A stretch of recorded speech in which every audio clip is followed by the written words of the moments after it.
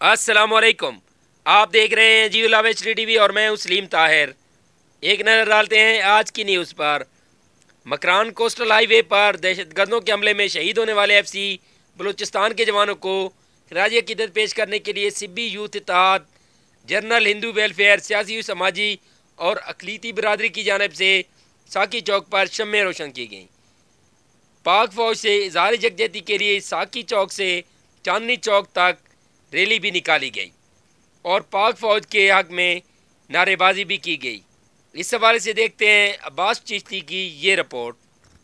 گزشتہ روز Makran coastal high وے پر دہشت گردوں کے حملے میں شہید ہونے والے FC بلوچستان کے جوانوں کو خراج عقیدت پیش کرنے کے لیے سبی یوتھ اتحاد، جنرل ہندو ویلفیئر، سیاسی، سماجی اور اقلیتی برادری کی جانب سے ساکی چوک پر شمع روشن کرنے کی تقریب منعقد کی گئی۔ FC بلوچستان کے شہید ہونے والے جوانوں کو خراج عقیدت پیش کرنے کے لیے شمع روشن کی گئیں اور پاک فوج FC بلوچستان زندہ باد کے نعرے بھی لگائے۔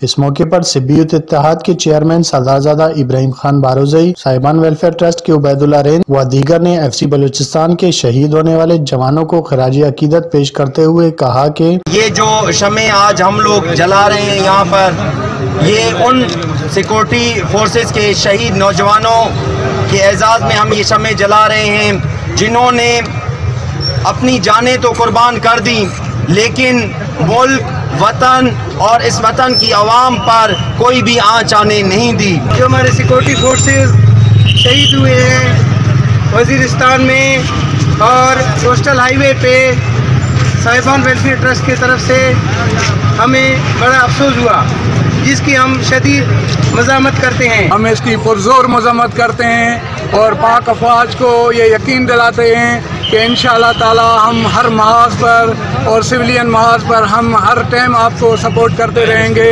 جوانوں کے ساتھ جو ظلم ہوا ہے، میں اس کی ہندو برادری اور اپنی ویلفیئر کی طرف سے شدید مذمت کرتا ہوں۔ سبی یوتھ اتحاد، جنرل ہندو ویلفیئر، سیاسی، سماجی اور اقلیتی برادری کی جانب سے پاک فوج سے اظہار یکجہتی کے لیے ساکی چوک سے چاندنی چوک تک ریلی بھی نکالی، پاک فوج کے حق میں نعرے بازی بھی کی۔ کیمرہ ٹیم کے ساتھ عباس چشتی، جیو لاوا TV، سبی۔